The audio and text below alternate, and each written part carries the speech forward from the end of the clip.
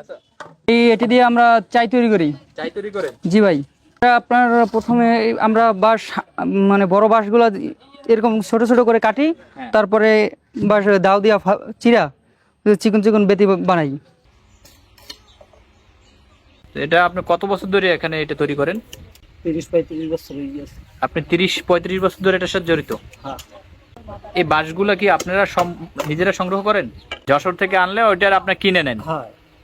এটা দিয়ে এখন শলা তৈরি হবে।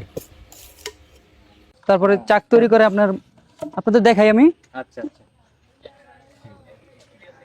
এদিকে আসেন। এই যে মনে করেন বানাইছি। এটা আপনারা ইয়ে করছেন? হ্যাঁ জি। তারপরে আবার বাঁশ দিয়া গোল করে ভিতরে ঢুকাই দিলেই চাই হয়ে যাবে। দা দিয়া এরকম ফালা ফালা করছে? জি, দিয়ে চাক তৈরি হয়।